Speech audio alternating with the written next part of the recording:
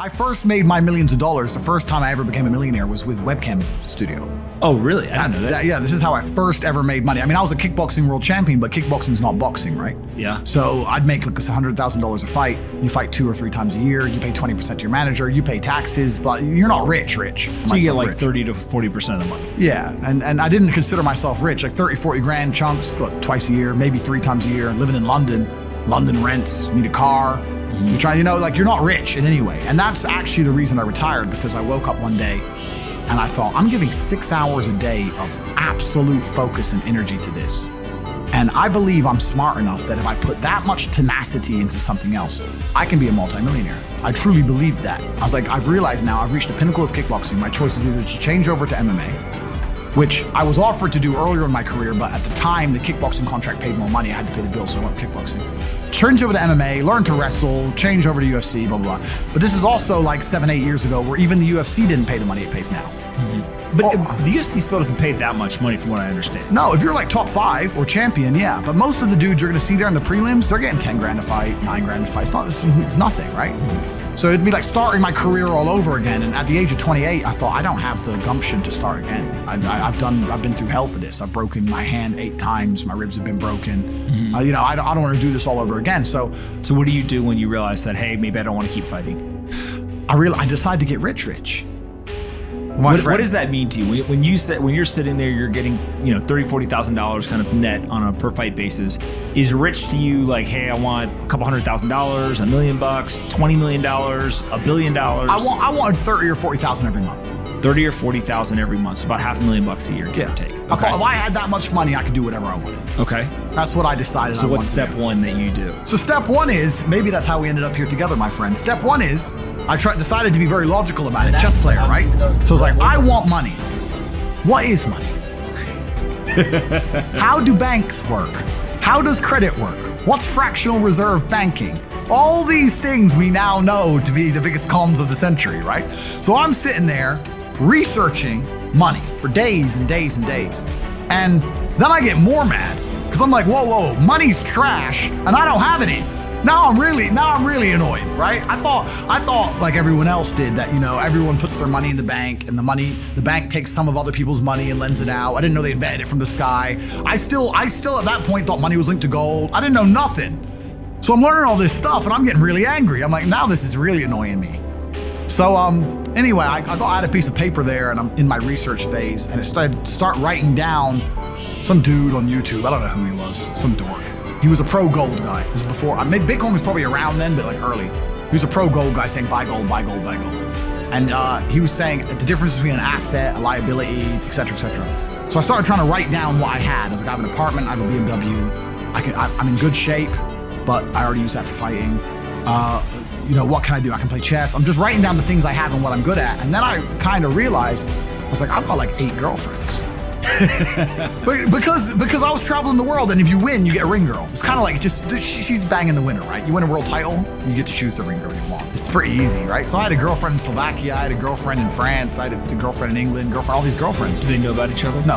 Okay. But they find out pretty soon. So I had all these girlfriends, so I'm like, maybe I could open a strip club and like be a pimp, be a gangster about it, And then that opening strip club that's literally the first thing you thought about was opening a strip club? Well, I thought I have these beautiful girls. How can this is before like Twitch existed. So I was like, what can I do with these hot girls? I was like, it's just an asset, right? There's these girls and a lot of them were messaging me. They thought I was this millionaire world champion. They all wanted to come London, live with me and thought I was a big boy millionaire and all this stuff. So it's like they do because of social media. Well, partially because of that, and also because they met me. I turn up, I fight, I win the world title, I leave. We're texting each other. They assume I'm this big boy, right? So I'm kind of like, what am I gonna do? What am I gonna do? I thought, man, I investigated strip clubs, way too much money. But this asset class of beautiful women was kind of on my mind for a few days. And then by absolute coincidence, I stumbled upon somewhere on the internet.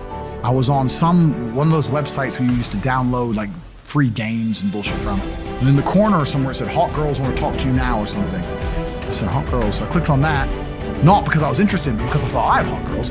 And it was one of those webcam websites. And I was like, so these girls sit here and talk to dudes for money. So I'm gonna get my girls to And they're naked, they're just talking. How does it work? It's 50-50. I mean, it depends on the girl, depends what she wants to do. But the majority of the job is not based around being naked. The majority of the job is based on being entertaining and being easy to talk to. And the guys who are talking to you need to find you, that you need to remember their name, remember their dog's name. You have to be smart. You can't just be a girl and be a bimbo and be naked and make money. You have to be really smart, charming, interesting, happy all the time, positive. And I thought, I'm gonna try this. So I messaged all 5 of my girlfriends, told them I had a job for them, explained to them what I was gonna do. I was gonna launch this company. 4 of them agreed, all 4 flew in, sat around the same table. They were all like, who's she, who's she, who's she? I'm like, well, you're all my girlfriends. 2 more left. And then 2 stayed.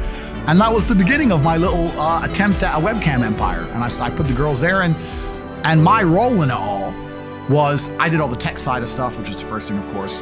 And then also, and I get called a pimp a lot, but and the reason I use the term is because I don't see it as a negative term. I see it as positively inspirational and motivating person. I'd motivate the girls. I'd make sure they did their job properly. If they had a bad day online, I'd come up with a good excuse for them. Oh, it's been a football game. It's been really busy. Don't worry. You're so beautiful. Don't be upset. You did better than her. You did the best today.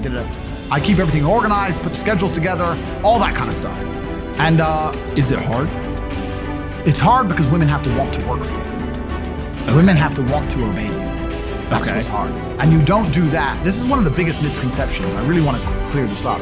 People in the movies and stuff, pimps are like aggressive, mean men. Complete opposite. Pimps are more like James Bond. James Bond's a pimp. He sleeps with a girl to get information. He doesn't care about her. He is absolutely and utterly a pimp. He doesn't hit her. He makes her love him. She does what he wants. He uses sex as a weapon to reward her, and then he disappears. That James Bond is absolutely and utterly a pimp. So I say pimp because everyone calls me a pimp online, tries to go, haha, you're a pimp, I'm gonna get offended. It's like, no, beautiful women wanted to work for me, and they wanted to work for me because I displayed supreme competence. And they knew if they worked for me, they'd make a lot of money. So whenever I was out, I'd meet a waitress and say, look, you're working 10 hours a day for pennies. You can work 10 hours a day for me, make 10 grand a month, 20 grand a month.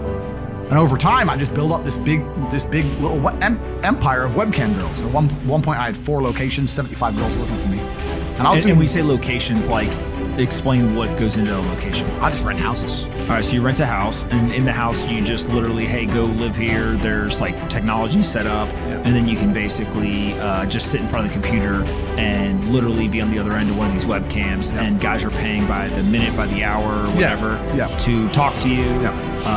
It's their choice whether they are doing it fully clothed, just talking, getting naked, whatever, and then you're taking some cut of it. Yeah, basically. So I had girls who would live in the house. And that was pretty impressive. I just broke down the webcam business. Bang, you done it, man. You nailed it. No background information. Yeah, you nailed it. You nailed it. You nailed it. So the girls who lived in the house would have set amount of hours they want to do, and then we'd have rooms that they could book in and do X amount of hours. A girl could come and do 1 a week or whatever. We'd have rooms they could share. And then, very much exactly like you said. They'd go online, they'd do their hours, they'd have their regular customers, they'd get their money. And then I'd take around half of the money, around 50%. You take 50%? Around 50%. Okay, is that high or low compared to the rest of the industry? I'll tell you why it's very low. It's low because every time a girl would quit and try and do it by herself, she'd make a fraction of the money overall. Because she hasn't got the instruction, she hasn't got the motivation, she's just lazy with it, right? And women have a very different mentality to money than men. If you show a woman how to make $1,000 in an hour, she'll think, I only have to work an hour a week. Whereas if you show a man how to make $1,000 in an hour, he thinks, I can make $18,000 a day. That's the difference between us. So if I had a girl working for me making $20,000, she got 10, I got 10. If she quit, she'd make 3 for herself, if that.